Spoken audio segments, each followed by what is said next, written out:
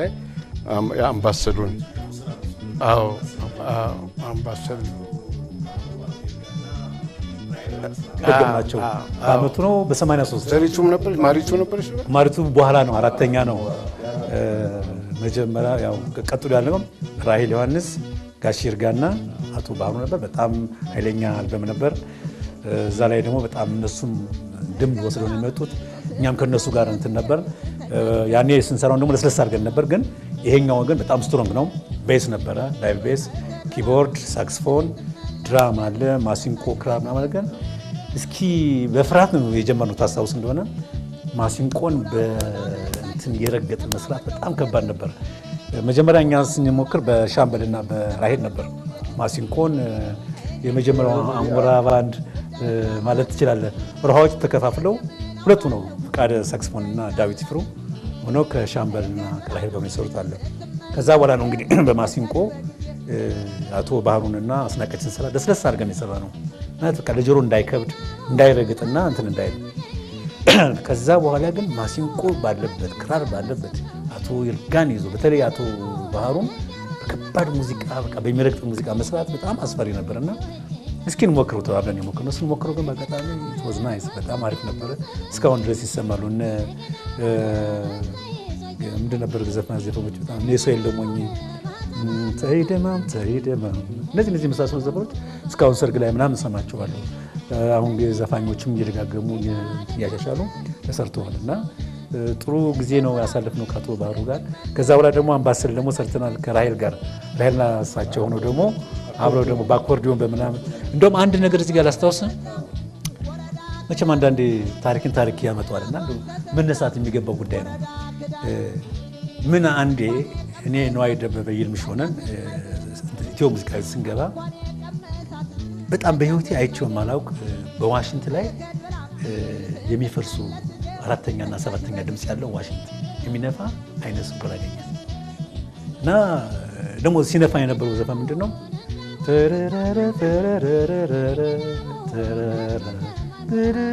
የሚፈርሰውን ይሰራል የኬኔዲና የሽሜ ቤትን እና እንዴት እጁ ላይ እንትን አደረገው ምናምንና ነዋይ ደበበ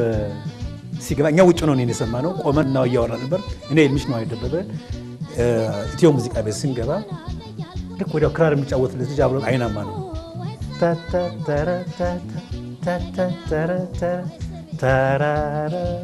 ነዋይ ገባላቸው እንዴነሽ እና እያለ ዘፈነኛ ማጨበጨብንና ተሳሳቅን ከዛ በኋላ ከጊዜ በኋላ አንድ ቀን በርካቱ አየኋቸው ልጅ ሳልፍ ምናምን ከዛ የሆነ ካሴት መስራት ፈለግን አቶ ባህሩንና ራሄልን አሁን ምን አልኩኝ እኔ ዋሽንት መኖር አለበት እዚህ ላይ ትንሽ አዲስ ነገር ቢመጣ የሚመስላቸው አሰብ ጥሩ ነውና ዋሽንት ሲነፋ ያዩት አንድ አይነት ሰው ነበር እና እሱን ፈልገን እናገኝታለን ማታስታውስ አድማን ሄዶ እንደፈለገው አንተ ራስህ ሄድከው እና ሰውየው ተጠየቀ በቃ ባለበት ቦታ ካዛንች ተማላላልና ይልምሽ መጨረሻ ላይ ይሄን ተሰጠው ሄዳ ቦታውን አገኘው ግን በጣም መሳዝም ነው በዛን ሰዓት አርፏል ወጣት ነው